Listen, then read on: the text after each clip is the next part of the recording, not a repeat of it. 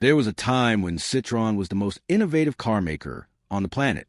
From front-wheel drive in the 1930s to hydropneumatic suspension, Citroën wasn't competing with its rivals. It was playing in another league. They were absolute pioneers, decades ahead of the rest of the industry.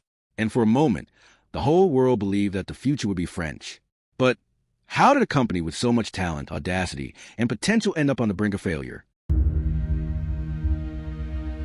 To understand Citroën, you have to start with its founder, André Citroën, a French engineer with a restless mind, obsessed with innovation and mass production.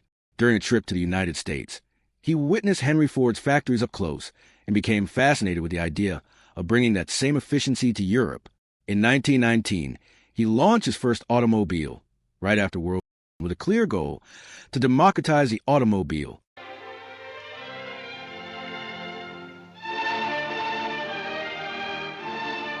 He didn't want cars to be a luxury for the few, but something accessible to masses, just like Ford's Model T, but with a French touch of design and sophistication. In April 1934, Citroën introduced to the world one of the most revolutionary cars in history, the Traction Avant. Up until that moment, the rule was clear. Engine in the front, power to the rear wheels. That required a transmission tunnel running through the cabin, stealing space and comfort.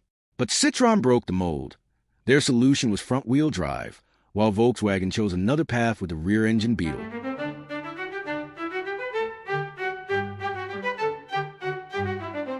The Traction Avant didn't settle for a single innovation. It was the first car combined, in a single vehicle, a steel unibody chassis, independent suspension on all four wheels and hydraulic brakes. It was such a leap forward that it looked like a car from the future placed on the streets of the 1930s. To showcase his creation, André Citroën was a pioneer in marketing. He placed giant illuminated ads on the Eiffel Tower, gave away toy mini Citroëns to children, and even organized expeditions across Africa and Asia with his own cars to prove their reliability.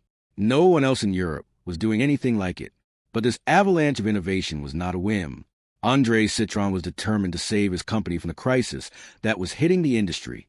The problem was that building such a machine required a massive investment.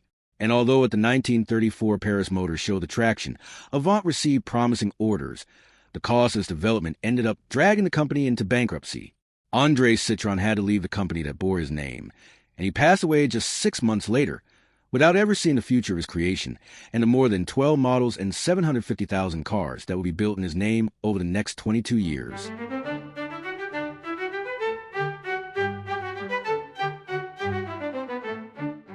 In 1955, Citroën once again amazed the world, this time with the DS, a car that looked as if it come straight out of the future.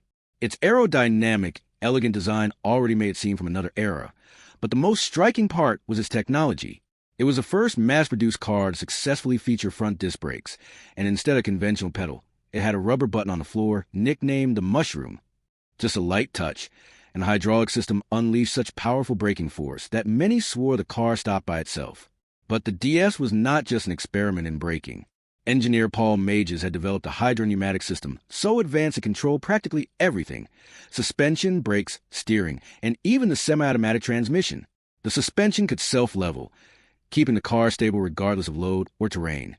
Something unthinkable for the time. Innovation was also present in its construction: a fiberglass roof to reduce weight and lower the center of gravity, power steering, clutchless shifting, quick-change wheels, and, a few years later, even directional headlights that turned with the steering wheel. With more than 1.4 million units sold, the Citroën DS was not just a commercial success. It became an icon, a car that rewrote the rules of engineering and design. And that is still remembered today as one of the most innovative automobiles of all time. But so much innovation came at a price. Every revolutionary system demanded massive investments and complex maintenance.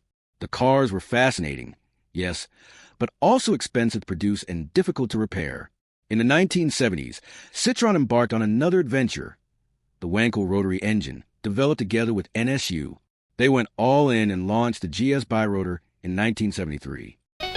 Ce qui explique le fonctionnement silencieux souple sans un moteur à double piston rotatif. À droite, celle d'un moteur classique à 4 cylindres. But history was cruel. Just at that moment, the oil crisis hit. a car with high fuel consumption and complex upkeep, was the last thing the world needed. The failure was immediate and devastating. Citroën drowned in debt. By 1974, the brand was against the ropes. That's when Peugeot stepped in and absorbed Citroën, forming the PSA Group. The move saved the company, but also stripped away part of its soul. From that moment on, Citroën stopped being the wild visionary rewriting the rules and became a more restrained, pragmatic, down-to-earth brand. In the following years, Citroën still tried to keep its spark alive. Models like the CX, the XM, or the Xantia preserved the legendary hydropneumatic suspension. They were elegant, distinctive cars loaded with technology, but complexity played against them. Costly maintenance, recurring breakdowns, and a reputation for reliability that wasn't always deserved. Little by little, the magic faded away. Today, Citroën is still alive under the Stellantis umbrella, but the great revolution is no longer there.